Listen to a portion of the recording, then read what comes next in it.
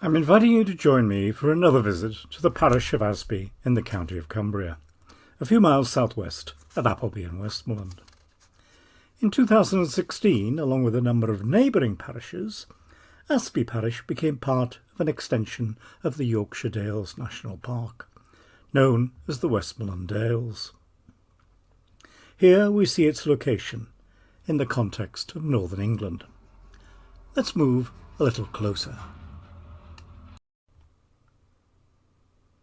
Today, for our fifth visit to the parish, we'll attempt a circular route of about 3¼ miles, starting in the hamlet of Little Asby, a little to the left of Bottom Centre, about 1.5 miles south of the village of Great Asby, top left, which has been the starting point of previous recorded walks.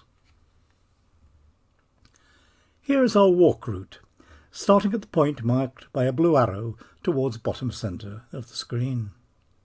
We'll go in a clockwise direction, taking a footpath and new gravel path from the hamlet to the C3070 road before following that road to Wygill Head. At the road junction immediately after the two farmsteads at Wygill Head, we'll turn right onto another metalled road to descend to Waterhouses. At Waterhouses, at a finger post, we'll turn right to take a footpath along the valley of the Potsbeck to the ruined farmstead of Potts. There we'll cross Potsbeck by way of a wooden footbridge to take another footpath up a steeply sloping field to what was once a mill lane, connecting the hamlet of Little Asby to the manor's medieval mill at Waterhouses, but it's now known as Puddle Lane. At that lane we'll make a short detour to learn a little more about the possible medieval field system of Little Asby Manor before following Puddle Lane back into Little Asby. As with our previous walks, this one will also be slow-paced, attempting to reveal more about the historic landscape through an exploration of the meaning of some field names, and looking at some of the buildings and features within that landscape. Before we set out, we're going to make two short excursions. Here we're looking down on the south end of Little Asby, and our first excursion will take us to a building which is known in local folk memory as the Poor House, but my question marks on the screen reflect my uncertainty about its history. To reach it, we'll go through this gate onto the fell at the cul-de-sac south end of the hamlet and follow the path straight ahead for about 150 metres. At that point, we'll walk to our right towards a dry stone wall. That wall is the boundary around this ruinous farmstead. Beyond the wall is private land, so if you follow this walk on the ground, please do not attempt to cross the wall. The building is late 17th century, with a barn and a byre to the right adjoining the farmhouse. The 17th century windows on the ground floor of this front elevation were originally 3-unit timber mullion style. The whole of the building is constructed mostly from local Carboniferous limestone. It's been surveyed by members of the Cumbria Vernacular Buildings Group, and I'm grateful to Paul Lewis, chair of the group, for the descriptive information I've just given you. For those who are interested, a more detailed report can be obtained from CVBG, and a recording of a Zoom presentation about it will eventually be available on the group's website. Although it is known as the Poor House, no documentary evidence for that use has yet come to light. However, we know that Asby Parish had a poor house, because an entry in the accounts of the Overseers for the Poor states that Thomas Bell received, and I quote from the accounts document, £15 a year for 3 years to be master of the poor house, from 1756 until 1759. And we also know from an example at Ingleton in North Yorkshire that it was not unknown for a farm to be repurposed as the parish poorhouse, for there, Cross Farm, dates down 1675, on the eastern edge of the town, was already an old farm when it was reused as the parish poorhouse in the 18th century. No other building in Asby Parish has yet been identified as the poorhouse, so research will continue. We'll follow our steps back to the fell gate and go through it. Here I've marked the route for our second excursion, to examine an earthwork. This is on private land, so do not attempt to repeat this section of the walk on the ground. Today, with the landowner's permission, once back out through the fell gate, we're going to enter the first gate on our right, keep to the right of the house and buildings of Fellview Barn, and walk through a field called Outgang. Outgang was probably once the way out, known in this region as an outgang, to communal open grazing on the fell. Before the field now called Parkheads Over, its name is towards bottom right of the screen, was enclosed or taken in from the fell. That small field next to Outgang, Ions, almost certainly has that name because it once belonged to or was tenanted by somebody called Ion. That was once a common surname in Asby Parish. We'll make our way towards the earthwork. Here we're looking from the north towards the southwest corner of what is a substantial earthwork.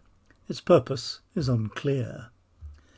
For those of you who want to read more, there is a paper about it by a Reverend Canon Matthews in the 1891 Transactions of the Cumberland and Westmoreland Antiquarian and Archaeological Society, CWAS, available online.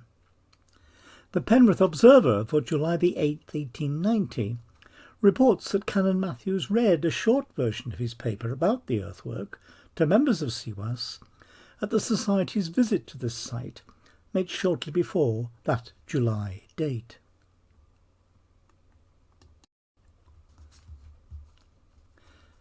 This plan was published as part of that Matthews paper in Transactions. The earthwork is actually aligned north-south, so imagine this plan rotated through 90 degrees to have its open left-hand side pointing towards the top of the screen. You can probably discern enough detail on the drawing to see that it has 3 enclosing banks and that one open side. It's certainly not a defensive structure, and it's probably prehistoric rather than medieval. Although if it is prehistoric, it doesn't appear to resemble any other known structure from that time. It's possible that the 2 long sides once extended further, closer to the pond that is marked on the plan towards the top left of it. There is a suggestion in Gibson's 19th century Legends and Historical Notes on Places of North Westmoreland, which does briefly mention this earthwork, that portions of its soil were removed, particularly from the bottom left area on this plan, to dress nearby fields. If those 2 long sides were originally longer, then that seems to point to the whole structure being focused on the pond. Given the presence of possible Bronze Age and Iron Age settlements nearby, and given the perception of watery places as sacred spaces within those cultures, can we risk saying that we're looking at an enclosure that had some kind of ritual purpose? This has been a very brief and casual visit to what is actually a rather fascinating site. We must move on, but a future video may take a closer look at this place. We'll retrace our steps back through Outgang to go to the start point of our circular walk.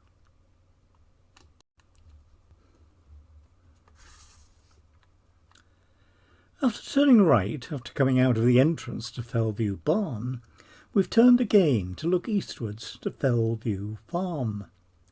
This is a listed building, but perhaps it's not fully or accurately described in the words of its listed buildings entry, where it's described as, and I quote, early 19th century.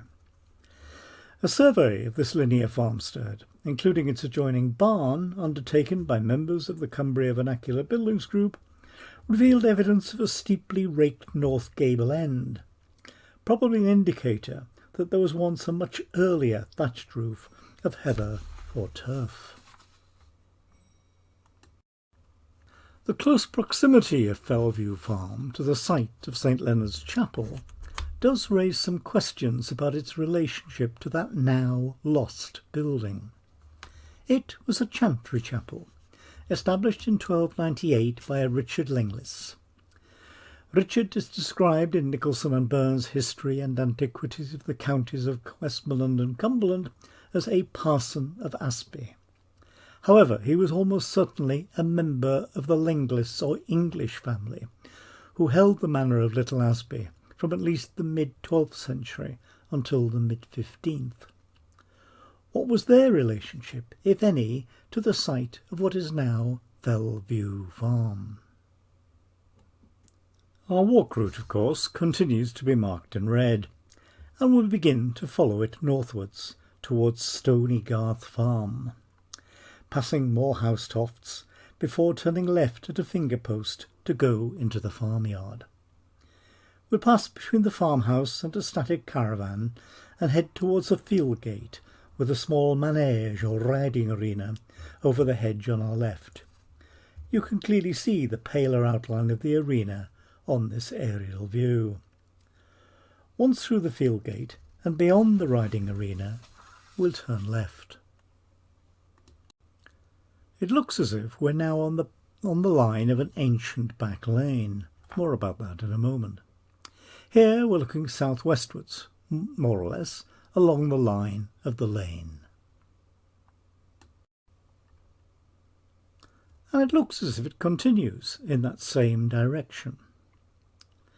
Back lanes like this are often seen as being characteristic of a Norman planned village layout.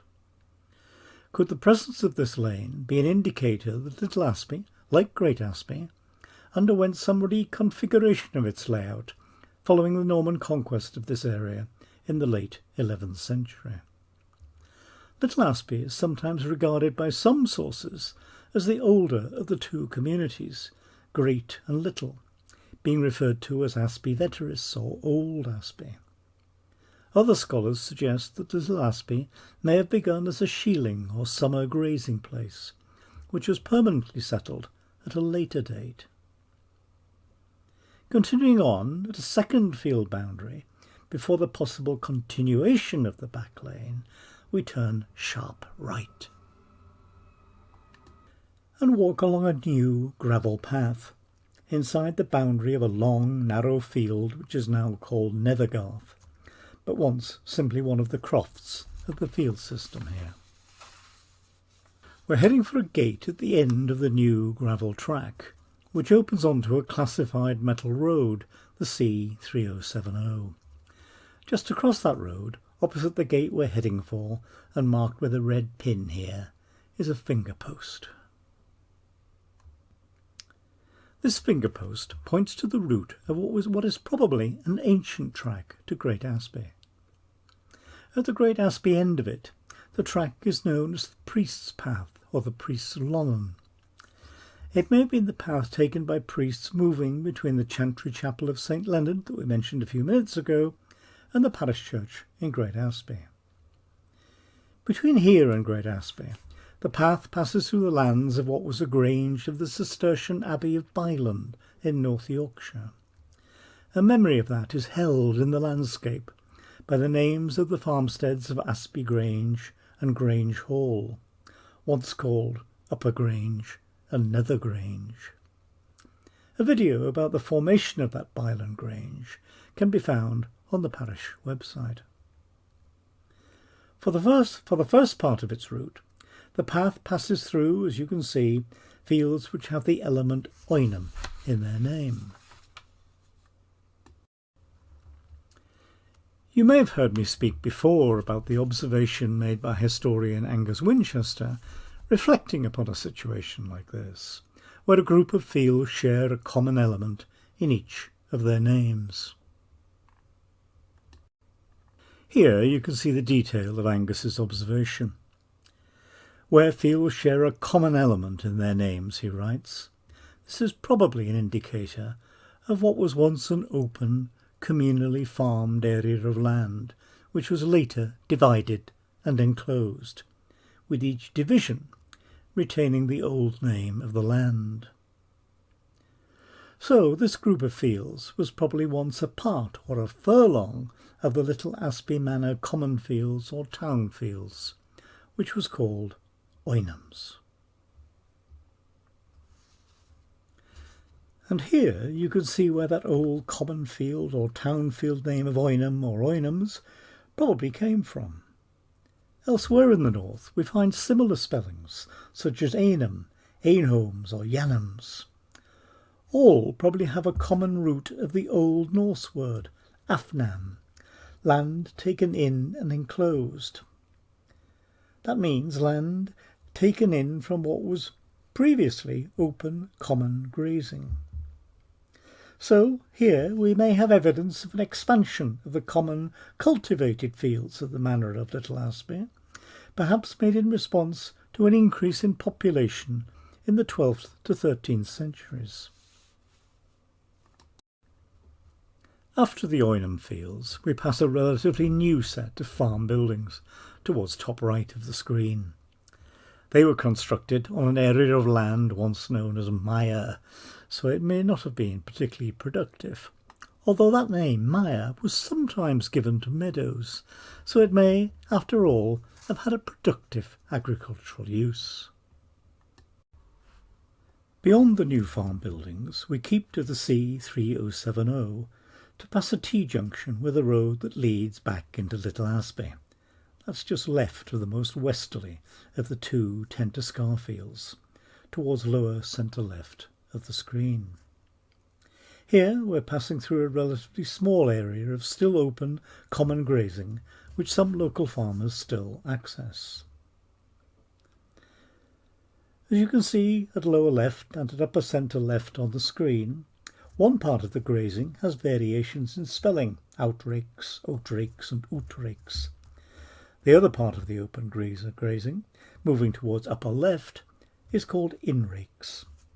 The element rake in the name suggests this was once a path or track by which livestock moved out of the settlement to common grazing further beyond. Although Joseph Wright, in his 19th century English dialect dictionary, suggests that in Cumberland rake could also mean, and I quote, a privilege for cattle on common lands. And we know from Little Asby Manor court book entries from the second half of the 18th century that this was stinted land in which tenants of the manor had gates or shares, giving them the right to graze so many head of livestock. So perhaps that's what Wright's term meant here, in part of what was once Westmoreland. Perhaps the Cumberland dialect word had the same meaning here. Here are the words of one example from those manor court book entries, where we can read that a Joseph Taylor took lands that included, you can read the words on the last two lines, 2 cattle gates in the common pasture called rakes. Beyond the rakes, along the top of the screen, we see a field name, Stannerstones.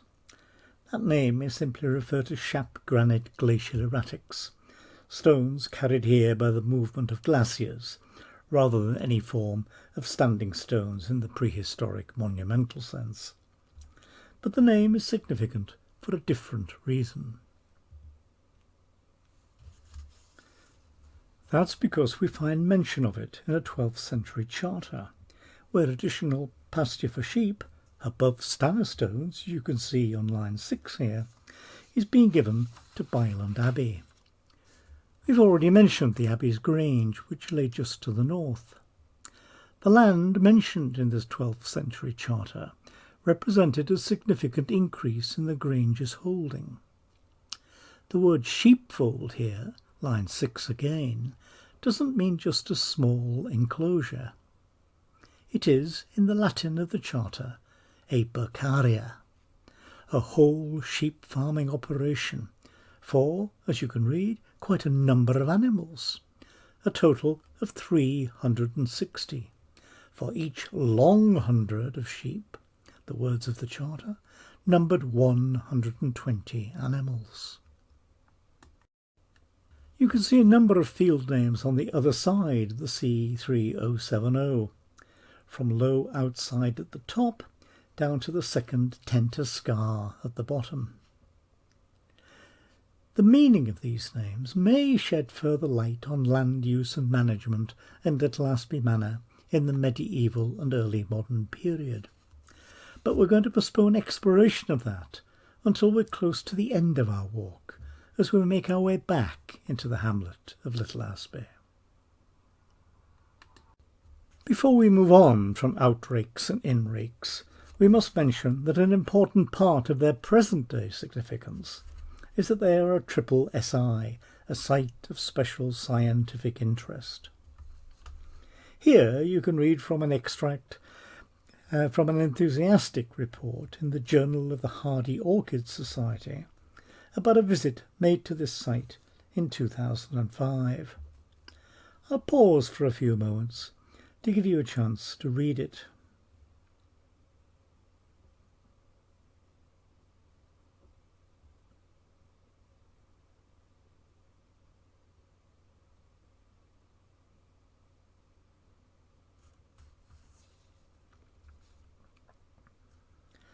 As you can see, it refers to a number of orchid species and to hybrids between heath-spotted orchid and northern marsh orchid. You can also see mention on line 7 of the fact that the grazing of cattle on this common land may not always be beneficial to wildflowers. We'll continue along the metalled road, heading towards the 2 Wygill Head farmsteads, aiming for the road junction marked with a yellow pin just towards top right of centre. Upper or High Wygill Head was probably once the grander of the 2 farms. We know that one tenant was steward of the then Lord of the Manor, who was one of the Earls of Thanet, a descendant of Lady Anne Clifford through one of her daughters. The Jackson family, who lived here from the 18th century, were very active members of the Baptist community. Indeed, this house was the site of one of 3 congregations of Baptists within the Church of England parish of Asby. We know from a Baptist record of January the 5th, 1840, that on that day a church of the particular Baptist denomination, as it was known, and which had grown out of the English separatist movement of the early 17th century, was constituted here. Like Fellview Farm that we glanced at Little Asby, the farmhouse here appears to contain elements of an early structure, which underwent further changes in the 18th, 19th and 20th centuries. On the other side of the road is Low Wygill Head, also once tenanted by members of the Jackson family. It has also changed over the years. There is some suggestion made in its British listed buildings entry that it may have had an earlier gable entry plan to which a cross-passage structure was added, a pattern of building development which, some argue, occurred quite frequently in Cumbrian farmhouses. At the junction, we'll turn right. As we descend the quite steep slope of the road, on our left are fields which have no ancient names, because they were, until 1855, part of the common grazing land known as Asby Mask. The Mask part of that name coming from the Old Norse or Old English words mersk or mersk, the first M-E-R-S-K, the second ending with a C rather than a K, but both meaning a marshy or wet place. This was a large area which went all the way north to the edge of the village of Great Asby. At its enclosure in 1855, the land would have been divided between, or allotted to in the language of the time, the tenants and freeholders of Asby Coatsworth Manor, although tenants of Little Asby Manor probably also had grazing rights there and also obtained shares of the Mask. All the allotments would have been enclosed with ruler straight dry stone walls, of the kind you can see running diagonally downwards from the caption at the top of the screen. On our right, as we make our descent to Waterhouses, is the line of the Wye Gill. Here is where the gill begins to fall away, close to the farmstead of Low Wygill Head. In late winter and early spring, the steep banks are covered with cascades of snowdrops. Wygill Head, of course, takes its name because it is at one end a head of the Wye Gill. There are a number of suggestions for the derivation of the name of the gill itself. These include land by or containing willow trees, a white clear spring, and thirdly a dialect word, why, W-H-Y, which meant heifer. Two historians of Anglo-Saxon farming note that watering places for cattle sometimes had names associated with that use. For example, milk cows came to drink at the milk burn. Perhaps the Wye Gill was a place where heifers were watered. As we approach the foot of the slope, again on our right is a lime kiln, marked towards the centre right edge of the screen. This kiln is on private land, but I obtained the owner's permission to take this photograph. An authority on lime kilns tells me that there is an 18th century date stone on this structure, but I'll confess that I couldn't find it. If there is an 18th century date stone, then it's too early for the kiln to have been built to produce lime to reduce the acidity of the soils of Asby Mask, enclosed, as we just mentioned, in 1855.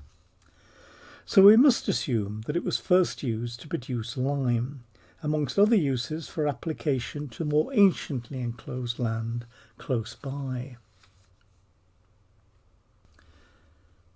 You can read here that reducing the acidity of soil was just one of the many uses for burned lime.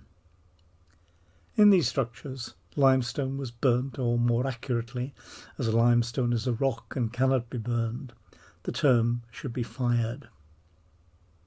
The burnt or fired lime had a number of uses: to make mortar, to make plaster, to make lime wash, to disinfect and lighten the interiors of animal houses, and, very importantly, it was spread on the land to improve upland soils by reducing their acidity. That use for improving soils is one of the reasons why you will find remains of so many lime kilns in this area. Some years ago, when the late Frank Jowett, the late Don Cowie, and the late Marjorie Campion worked on a booklet of local walks as a Millennium Project, they identified no fewer than 33 lime kilns in Asby Parish. A short distance beyond the lime kiln is the farmstead of Waterhouses. And here we see it in its wider landscape context. Now we'll turn our attention to something of the history of agricultural use of fields lying to the east of Waterhouses, Bottom Field and Half Acres. The second is up towards the top of the screen. By the time of the tithe map of Asby Parish, drawn in the mid-19th century, two of the fields closest to the line of Pottsbeck had acquired the name Bottom Field. But in earlier times, this seems to have been a single communally farmed field known as Waterhouse Field or Waterhouses Field. In this photograph, at first sight, it looks as if the area might have been meadow, positioned as level meadowland often was beside a watercourse. Pottsbeck is within the line of trees to the right. But if we look at this LiDAR image of the field, and there's the line of the beck running diagonally across the bottom right corner, we can see some evidence of quite broad and therefore possibly quite early curving, rig and furrow, indicating probable medieval and early modern period ploughing. And it's possible that the field called Half Acres, just beyond the Bottom Field, marked next to the right of this LiDAR image, acquired its name because it once contained medieval strips, each extending to around half a customary acre. Half a customary acre was, in Westmoreland, about 3/4 of a statute acre.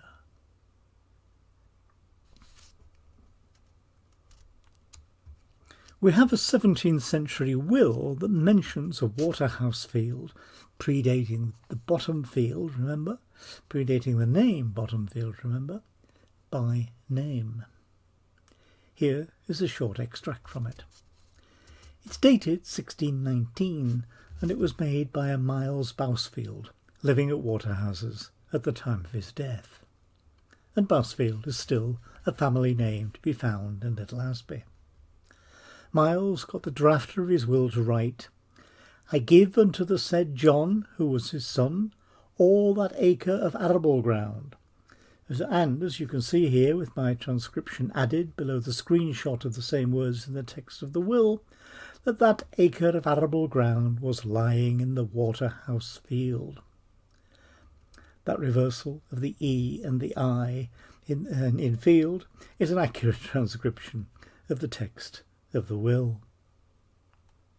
Miles seems to have been well equipped for working arable ground. Here is an extract from an inventory of his goods, drawn up shortly after his death by 4 local trusted men, as was the local custom of the time.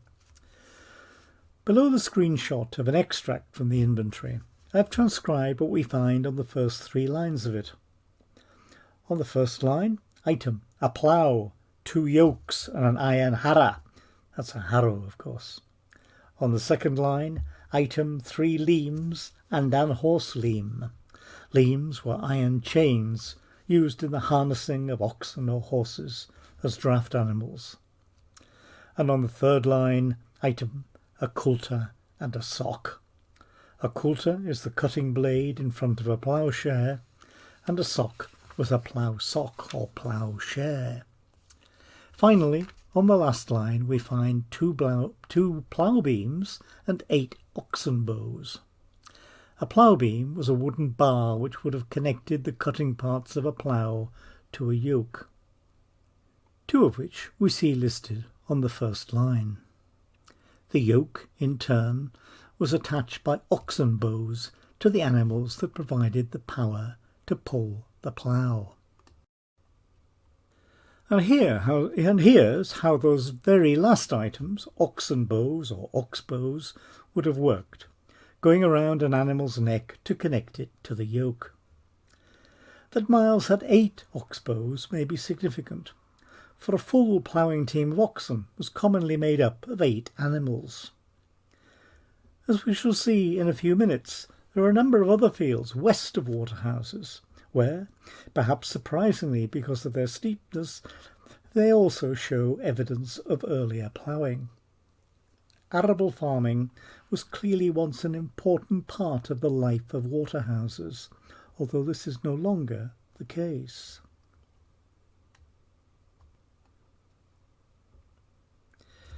Just before the road we're on crosses Pottsbeck, by way of the bridge on the left in this photograph, a wooden finger post by the right-hand side of the road points the way to a footpath which will follow the beck at varying distances from it to take us most of the way back to Little Asby.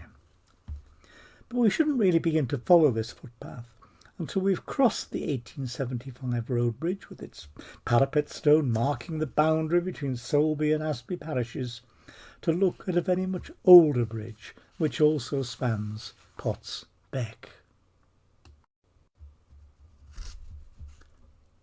That bridge is a so-called clapper bridge, a structure that conveys a path across a watercourse, as you can probably see here, by 1 or more flat stones, which rest directly on the bank or are supported by piers. This bridge is described in his listing notes as a well-preserved rare genus of a clapper bridge, insofar as the scheduling also includes the associated flagged path. The bridge itself consists of 7 large flags, supported by single upright flags. The spanning flags are 1/2 metre wide and up to 2 metres long, and the uprights average three-quarters of a metre in width and 1 metre in height. The listing concludes with the flagstone path which continues northwest from the bridge for approximately 17 metres along the south side of the beck. That's on the camera side of the beck as we're looking at it in this photograph. It's suggested that clapper bridges were constructed and used from the late medieval period to the 19th century, a very long time span, and we don't have a precise date for this structure. They're found in areas of the country where the bedrock yields, as it does here of course, large slabs of stone. Clapper bridges are very rare, with only just over 40 recorded nationally. So this is a very special survivor, and it's certainly worth making a detour of a few yards to see it. Let's retrace our steps to the finger post to begin our walk along the Potts Valley. We're at the top of the screen, where our walk route leaves the road. First we keep the farm buildings on our right, and then keep to the right-hand side of a farmhouse. Very soon we turn left through a gated opening to follow this track as it passes between curving stone walls. This will bring us out into a field called Mill Garth. When we see a fence line ahead of us, we'll look down the slope to our left. There we'll see a faint track leading through the undergrowth to a wooden footbridge crossing to the south bank of Potts Beck. We'll walk carefully to part way down the slope, but we're going to pause here for a while to try to make sense of this section of the landscape and its relationship to the medieval watermill which once stood here. Let's start with the name Waterhouses. The precise meaning is probably the watermill, and as we've already mentioned, it would have been the mill of the manor of Little Asby. We don't know when it was established, but there are a number of references in the parish register to births and deaths in the families of millers or milners at Waterhouses, but there are none after 1822. We know from other sources that there was a great damaging flood in that year, and in the same year the township of Little Asby spent a considerable sum on road repairs at Waterhouses. So my speculation is that the mill here was swept away, or was at least severely damaged, in that flood of 1822, and did not function thereafter. But can we find any evidence of where it might have been sited?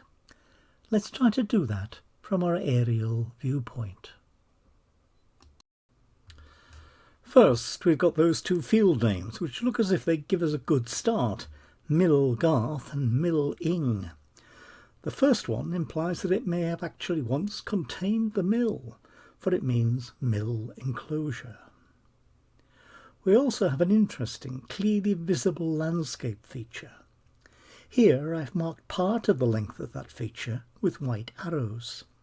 It's a bank and ditch, which runs from a bend in Potts Beck, around 300 metres upstream of Mill Garth. If we turn to this LiDAR image of that bank and ditch, you can see where I've marked its beginning at lower left and its end at top centre.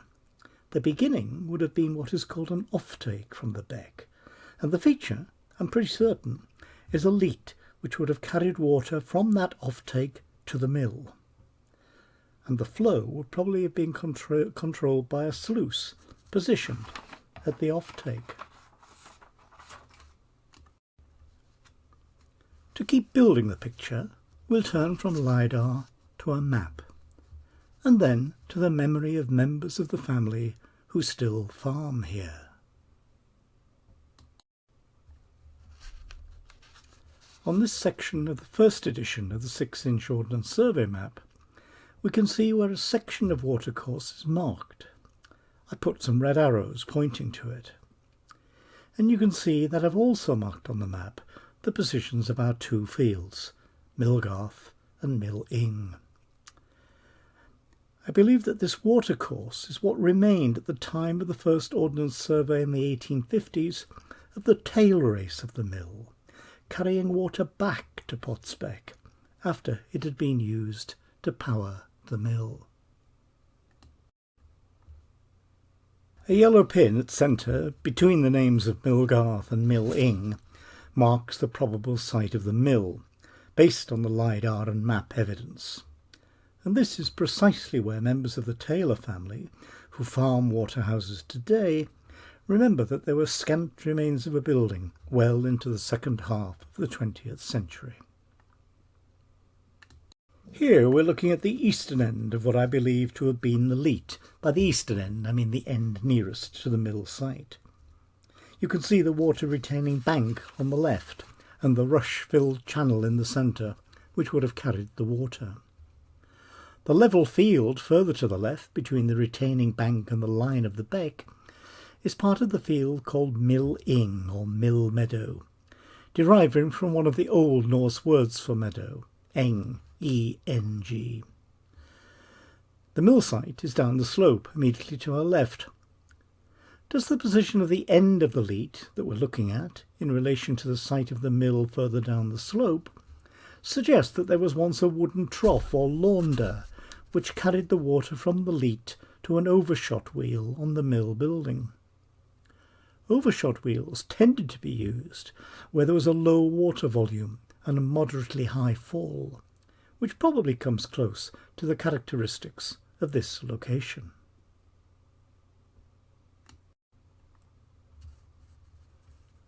Here, at the centre of the screen, I've marked the approximate line of the tail race as a short, solid white line, running from the mill site, going in the direction of Potsbeck.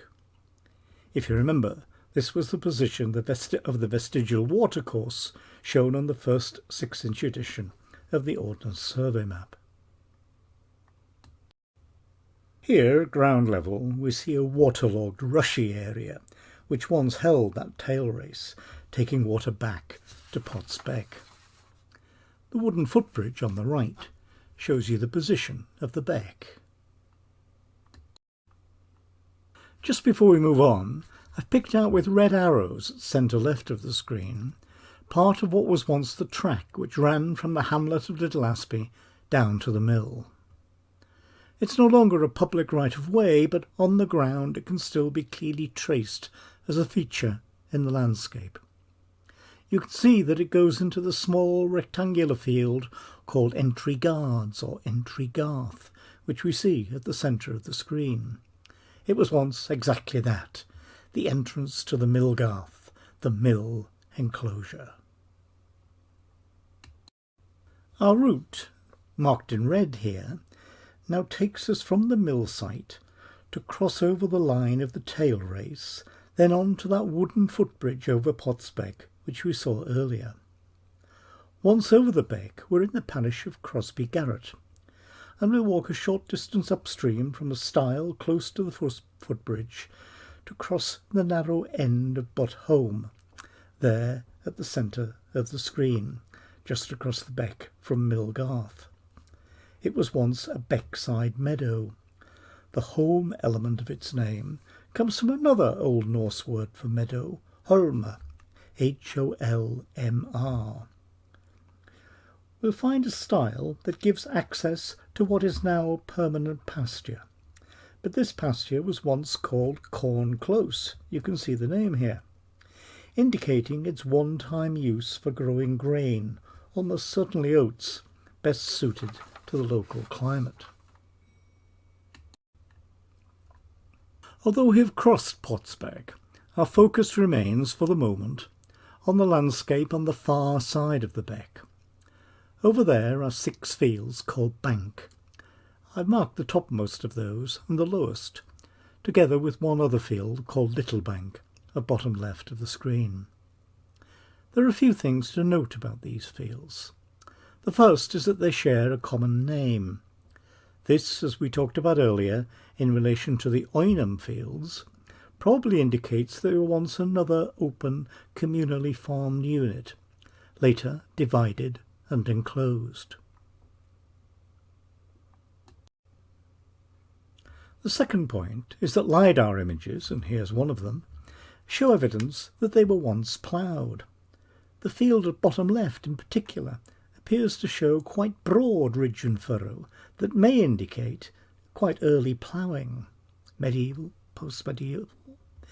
Today these fields are part of Waterhouse's farm and may have been so for a long time. Their cultivation as arable takes us back to the ploughing gear and ox teams that we saw evidence of in the inventory linked to Miles Bousfield's early 17th century will.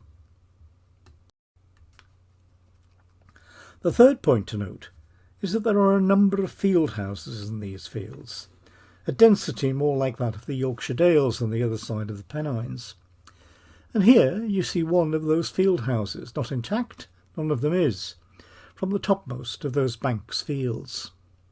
They are, of course, an indicator that these fields, almost certainly ploughed once upon a time, came to be used as meadows. These field houses would have held hay from the meadows, used to feed cattle, housed on the ground floor of these buildings over the winter. One landscape historian, Karen Newman, suggests in her PhD thesis the possibility that areas which have straight strip-like enclosures may have been outfields. Note that term, outfields, we'll come back to it. These areas, Karen continues, were converted into permanent pasture or meadow. I think I would add, Karen writes, this conversion was probably sometime in the late medieval period, perhaps at a time of local population decline. She also refers to areas on slightly higher land which may have been used as outfields, having been taken in from the waste, that's just another name for the common upland grazing, before 1700, and then enclosed later in the post-medieval period. Their straight-sided field boundaries, Karen continues, and we can see straight-sided boundaries of that kind here on the main Google Earth image, just to the left of the photograph. These boundaries, Karen believes, represent notional strip divisions between tenants, rather than divisions made physical by ploughing. Karen Newman is not the only historian who considers the possibility that the Banks name element was associated with an infield-outfield system. This is interesting because there are other minor place name elements in the Little Asby landscape which hint at this system of land management, and we'll look at them more closely just a little further on in our walk. For now, we'll stick to looking more closely at the field houses in these Banks fields, and here is another. Surveys of these buildings, undertaken in 2020, suggested that at least one of them might have been used initially for hay storage only, with modifications to enable the housing of cattle in a byre on the ground floor being made at a later date.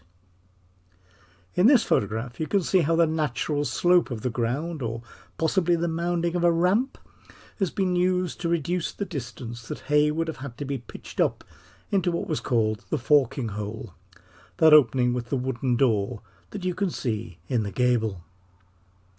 Let's continue on our way. If we continue to follow a clearly marked track, shortly we'll see ahead the now ruined farmstead of Potts. You can probably see from this photograph that the track bears to the left of the eastern gable of the barn to go along the south elevation of this typically linear farmstead. As we get closer to the gable of the barn, we get a good view of an owl hole up at the apex of the gable.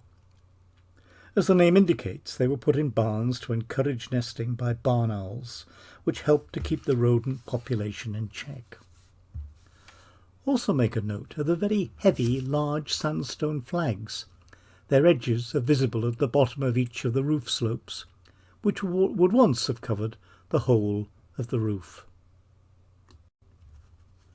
Once beyond the ruined farmstead, we bear right towards this wooden footbridge that will take us back over Potsbeck to climb the slope of the eastern boundary of a field called Goodles. We can see that boundary slope going up to the trees on the skyline at the top right of the photograph. But before we do that, let's pause on the bridge for a few moments to reflect on the possible derivation of the name of the beck that flows beneath our feet.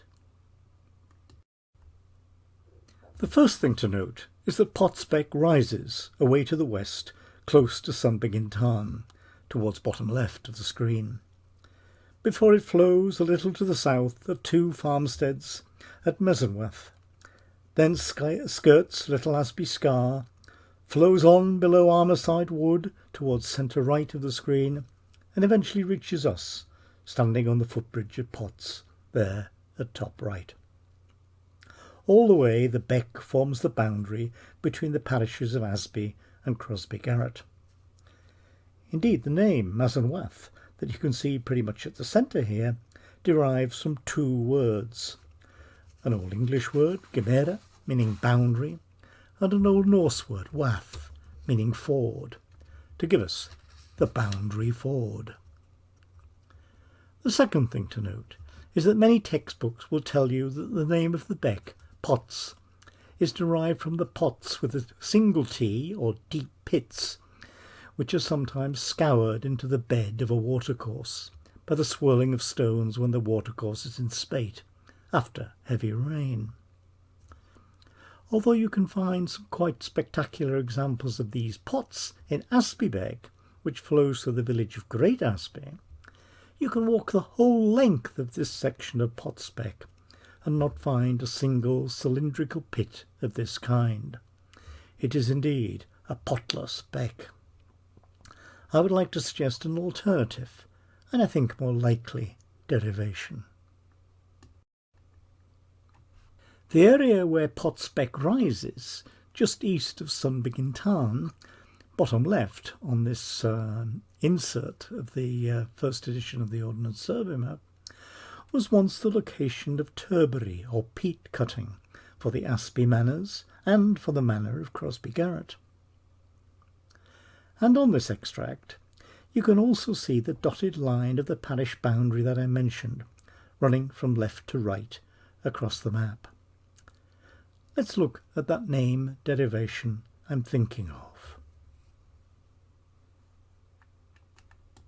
A couple of years ago I came across a document from 1632 which was an attempt to set ground rules to be followed by the tenants of the manors of Asby Winderwath and Asby Coatsford when cutting their turf close to Sundbyggin Tarn. You can see a transcribed extract from the document on screen. You can read that it relates to the graving, that means the digging, of peats, turves, these were probably used for thatching or for the repair of earthen boundary banks, and pulling of ling, that was possibly also used for thatching. And it goes on to state that no man shall leave any of these pots, that's the holes left by the removal of peat, unbedded. That means they had to be backfilled to prevent them becoming pools that might present a danger to livestock. So, with the use of that word pots here, I want to suggest that the name of the beck derives from the fact that it rises amongst, or close to, the pots, the pits created by the digging of peat for fuel. Let's go back to our footbridge, where we began this reflection. Using the footbridge, we'll cross the beck, take a few more steps to climb a stile, then follow the eastern boundary of that large field called Goodles. The name is at bottom centre of the screen. Littlebank is on the other side of that Goodles field boundary. Let's spend a bit of time finding out what the field names around might tell us about the history of the landscape. Let's start with Littlebank, now permanent pasture, but here it's not so much the name of the field that's important, but its shape. Its narrowness and the suggestion of a curve in the enclosing boundaries on its two long sides indicate that it may be an enclosure of medieval strips, which were once part of the cultivated town fields or common fields of the manor of Little Asby. As you can see, other fields nearby have the element flat in their names. This derives from an Old Norse word, flot, meaning level ground.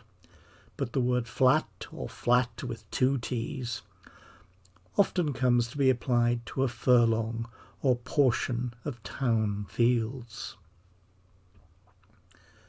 The name of the field we're walking through, Goodles, may imply a more complicated history. Although the name is seen by some place name scholars as deriving from the local family name Goodall or Goodale, there is a possibility that the field may once have been called Goodlease, that's Lease in its second element, with that second element deriving from Lea, Lea, meaning pasture. And a T.H.S. Graham, writing in the Transactions of the Cumberland and Westmoreland Antiquarian and Archaeological Society in 1910, suggested that a lease, that's Lease again, was a stinted or shared pasture. The position of Goodles, between cultivated land and the open fell, is certainly in a location where you would find such stinted pastures, using land taken in or enclosed from the open fell, perhaps in the late 16th and early 17th century, as practices of livestock management began to change. Its size too, 65 statute acres, might make it suitable as a stinted pasture. Here, a LiDAR image of part of Goodles may indicate a later stage in its history. You can see a field boundary between Goodles and the open fell running left to right at the bottom of the image, and the line of Potsbeck snaking up the right-hand side of it.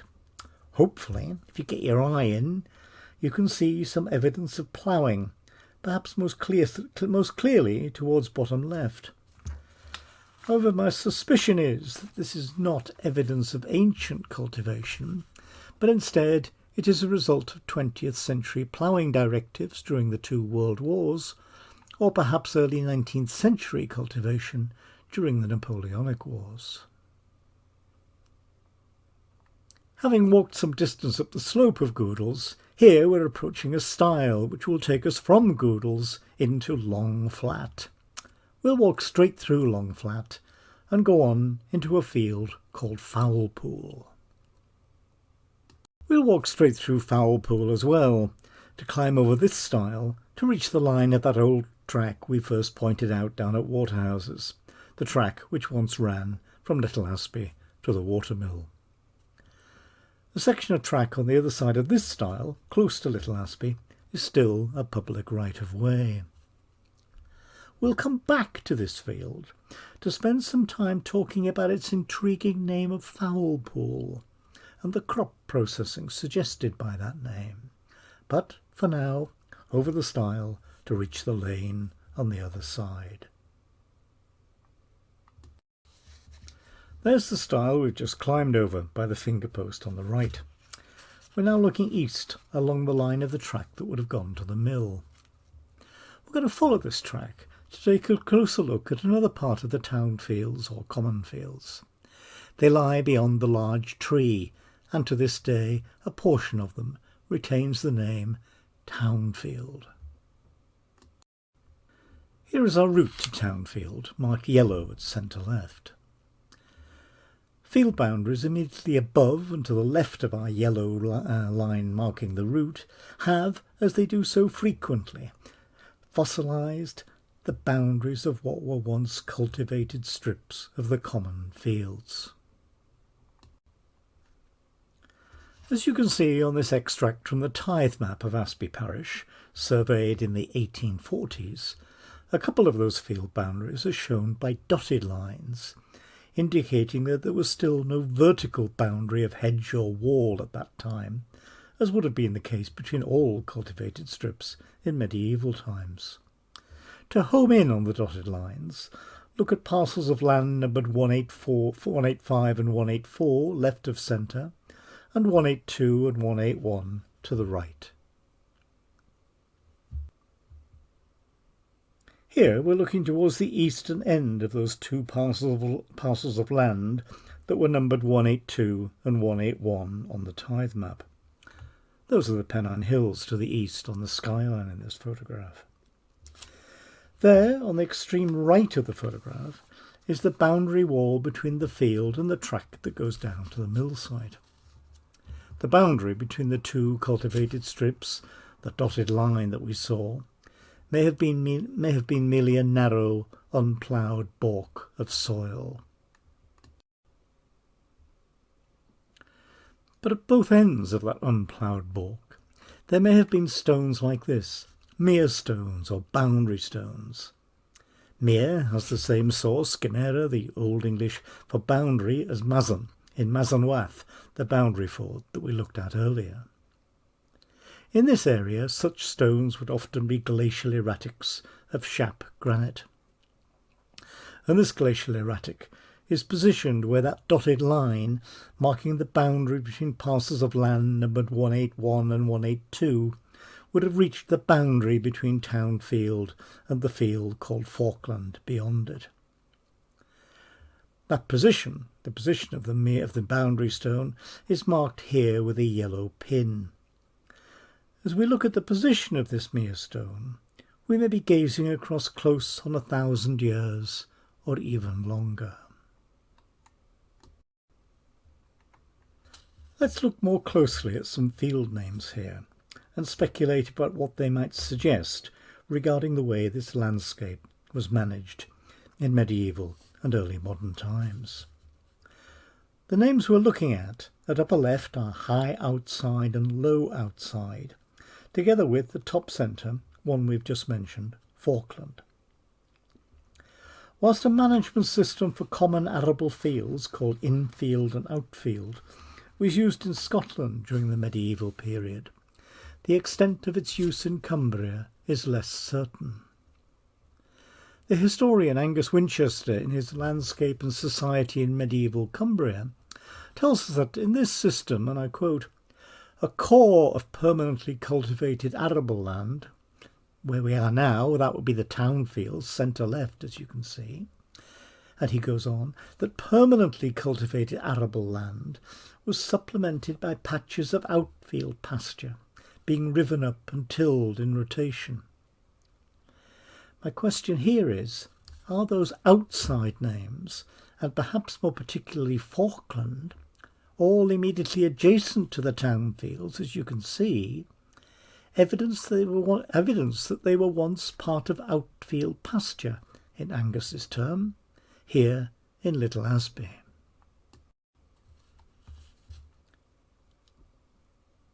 I say more particularly Falkland, because that name may be derived, as you can read here, from a word fauch, F-A-U-C-H.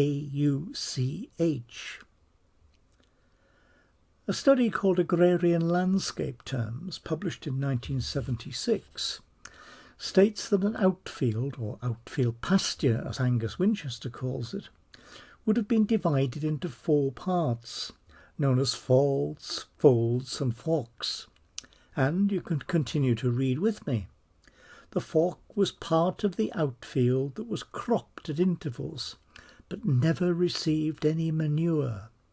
Oats were spring-sown, and after 3 or 4 crops, the land reverted to grass. My understanding of the system, and I have to add the health warning to say that my understanding may be imperfect, is that it was fundamentally a one-field system. But it appears that Little Asby Manor had more than one area of town field, of cultivated field. There is the one that we see marked here, but also the oynams that we walked past quite early in our walk, the flats that we passed through when walking up the slope from Potts Valley, and the line of the Banks fields, which lay on the north side of the Pottsbeck as we walked westwards from Waterhouses. Perhaps we have evidence of a system of land management here, which changed in response to changes in population numbers. After that glimpse of a particular kind of possibly changing medieval land management, we're going to retrace our steps to where our footpath from Potts Farmstead brought us on to what would once have been the lane from the hamlet to the manorial corn mill. Here's the finger post to Potts next to the stile we climbed over. But we're now looking westwards, as Puddle Lane, as the lane is now called, makes its way to Little Asby. Once again, we're going to look at some of the field names around us to see if they can tell us how the land might have been used during the medieval period. Our focus here is Foulpool and the two Tenter Scar fields, all at, more or less, centre and centre left of the screen. Here we're looking across one of the Tenter Scar fields from that track which once ran to the corn mill. That minor place name element Tenter is frequently associated with places where tenter frames were set up. Tenter frames were wooden structures with an array of hooks on which cloth was fastened after a cleaning and felting process called fulling.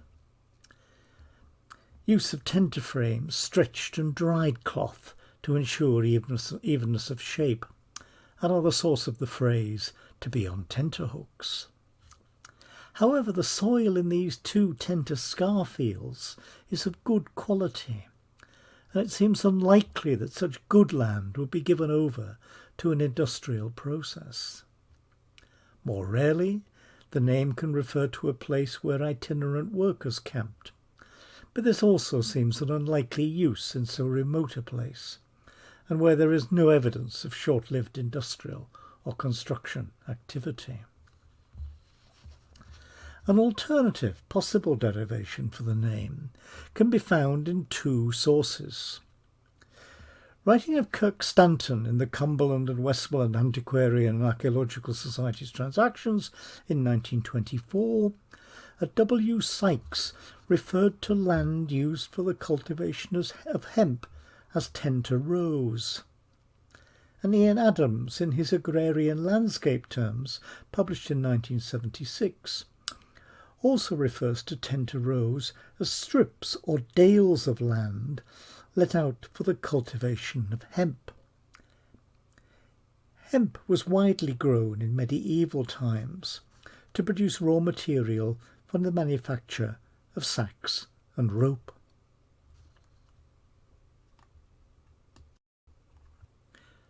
Unfortunately, it's not too clear in this LiDAR image of the two Tenter Scar fields, but there is evidence in both of ploughing, with the more easterly field, the one on the right, showing strips with a suggestion of a curve in their shape, perhaps indicating medieval or early modern period ploughing. This cultivation sits well with the fact that this is good soil. The element scar in the name is problematical because there is no evidence whatsoever of the limestone exposure that we would normally associate with that word. However, there may be an alternative derivation for the minor place name element scar. Is it possible that what we have here is a derivation from the Old English word sciaru or sharu, which is found in place names with such meanings as share, share of land, a share of the common land? Do you see the link between that and what Sykes and Adams were suggesting about Tenter Rows, which we looked at just moments ago?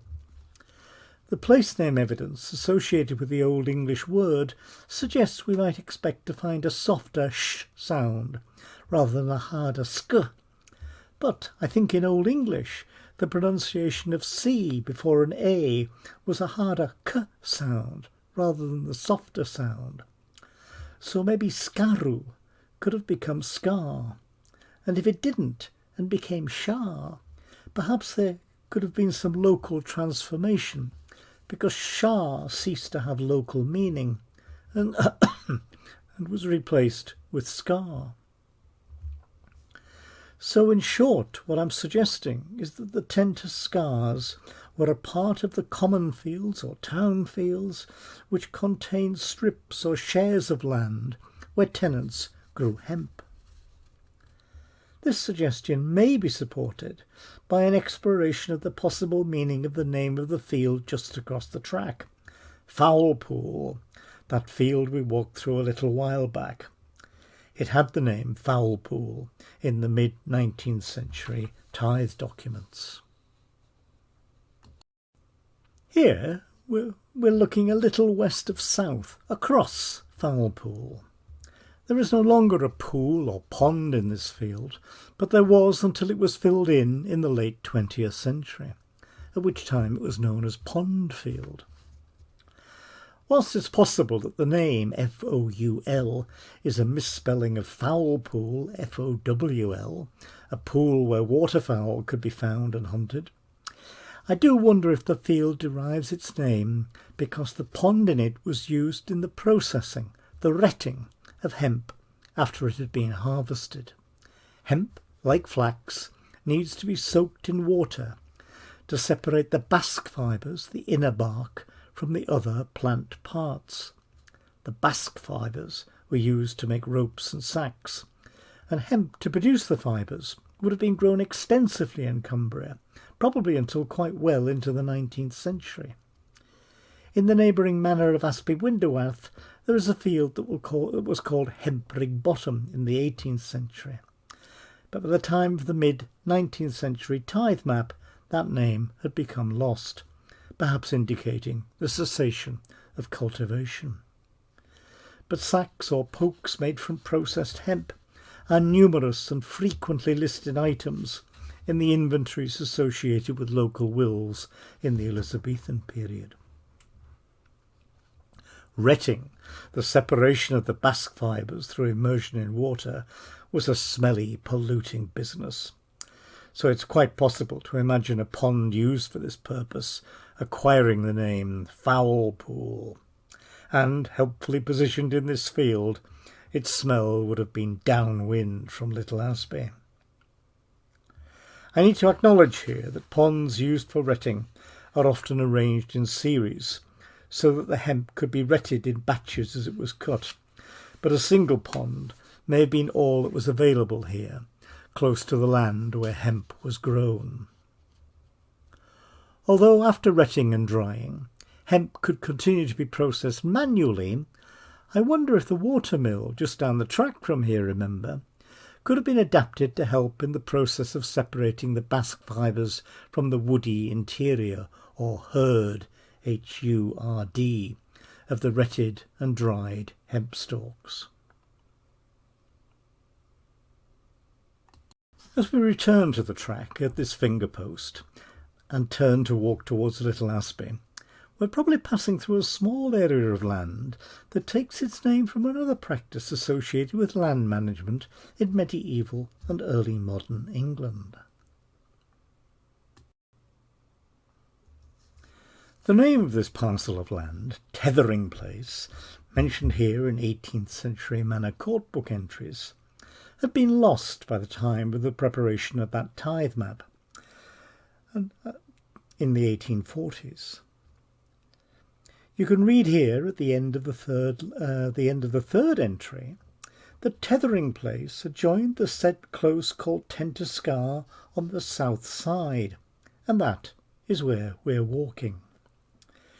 We know from a pane or bylaw set down by the neighbouring Asby Parish Manor Court that trackways like this one were used for tethering animals to make maximum use of grazing while still keeping those animals under control. If we look into the more westerly of the Tenterscar fields, we see this rather dilapidated field house. Our walk, of course, has taken us past a number of field houses in this condition, evidence of their redundancy in the context of present-day farming methods. Here you can see the cart entrance, the porch on the right, to the upper level of the building, where hay and probably some grain would have been stored. If you look closely when you walk this route on the ground, you will see that a ramp has been built up to the cart entrance to give direct access to the loft. Grain may well have been thrashed on that loft floor using hand flails.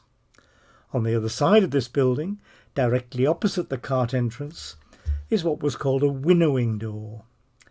Cart door and winnowing door would have been opened to give a controlled flow of air which could be used to winnow the thrashed grain.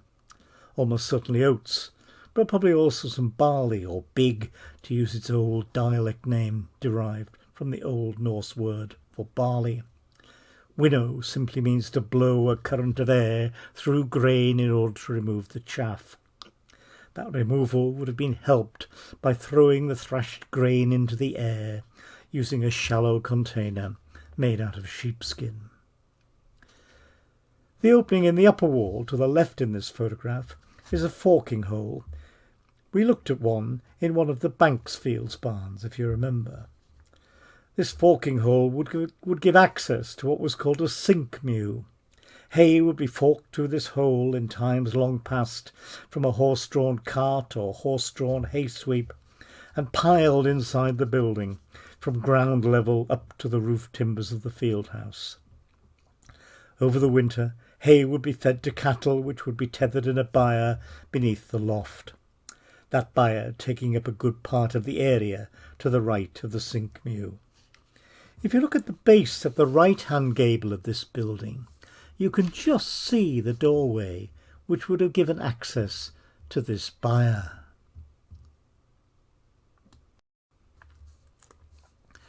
Immediately beyond the Tenterscar fields, the former mill lane descends to Little Asby, passing through part of that open common grazing of outrakes or oatrakes that we noted right at the beginning of our walk.